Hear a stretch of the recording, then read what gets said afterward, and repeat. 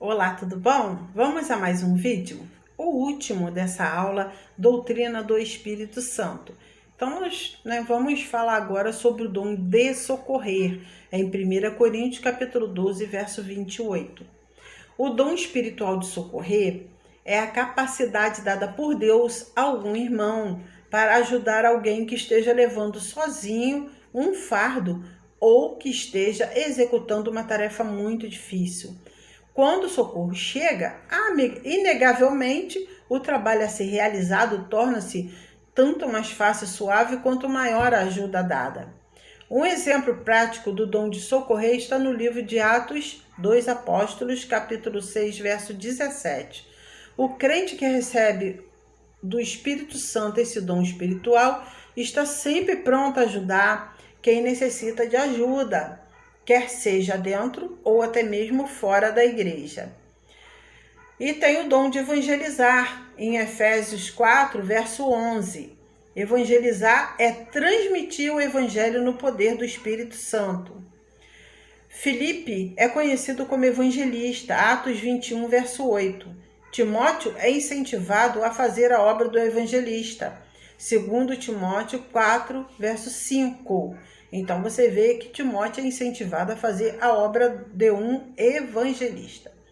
Além de Paulo, quem faz várias viagens missionárias, o maior exemplo que temos de um evangelista no Novo Testamento é Filipe, em Atos capítulo 8, versos 5 e 13, e verso 26 e 40. Pedro também foi evangelista, em Atos capítulo 10, verso 14 e 8. Após a morte de Estevão, os crentes foram perseguidos em Jerusalém e, exceto os apóstolos, dispersaram-se pela Judéia e Samaria, indo por toda parte anunciando a palavra de Deus. Mesmo que não sejam chamados de evangelistas, com certeza evangelizaram. Você vai ver em Atos 8, capítulo 14. Atos capítulo 8, verso 14.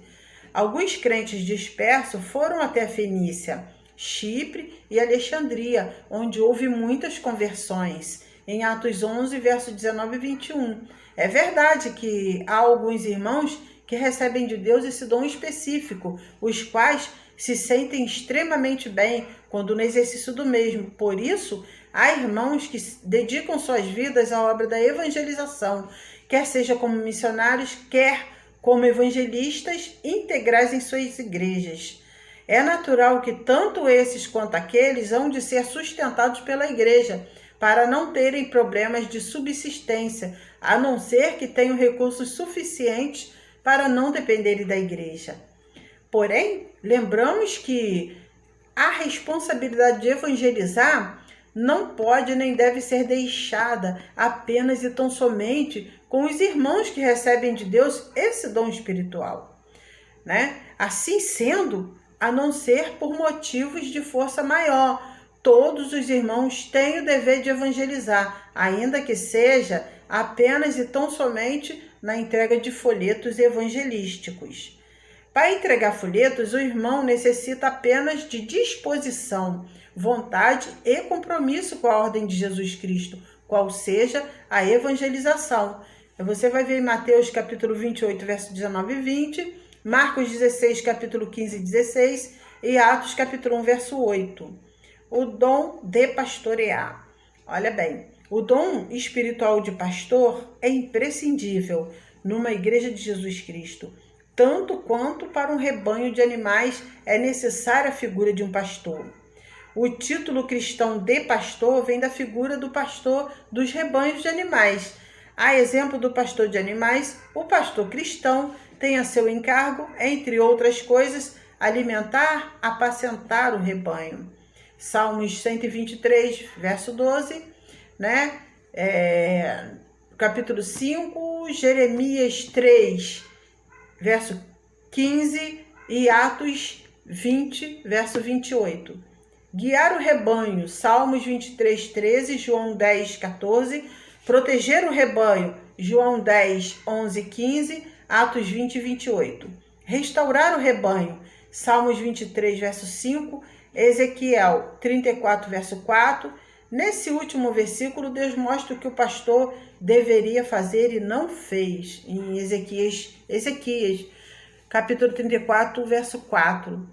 Dessa forma, o pastor cristão tem uma grande responsabilidade em suas mãos, qual seja a de zelar pela parcela do povo de Deus, que está colocada sob os seus cuidados, para ser tratada convenientemente, naturalmente, de acordo com a vontade de Deus. Por uma questão de sinonímia, evitamos a repetição de alguns estudos, colocando alguns termos num só estudo, repetição desnecessária para o intuito desse estudo sobre o Espírito Santo.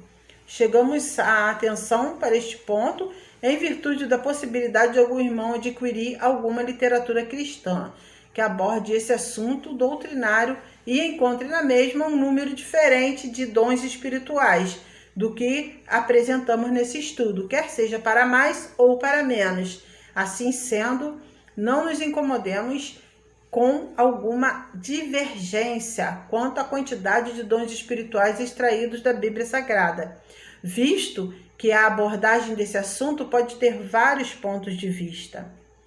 Chegamos ao final desse breve estudo doutrinário sobre o Espírito Santo.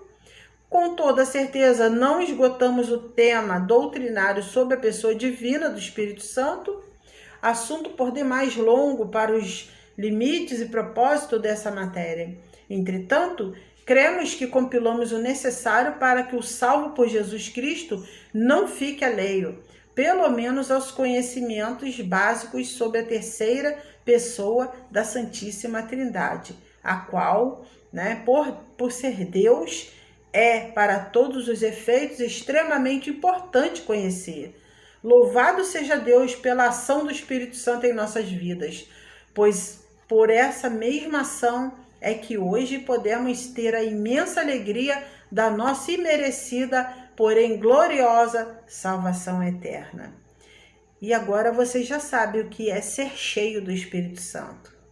É ter o conhecimento para poder passar conhecimento para aqueles incautos ou que não conhecem, tá bom? Fique com Jesus, Deus abençoe e que esse estudo venha trazer crescimento para a sua igreja, o crescimento a cada um de vocês como evangelistas, como missionários, como pregadores da palavra de Deus. Fique com Jesus, Deus abençoe a todos.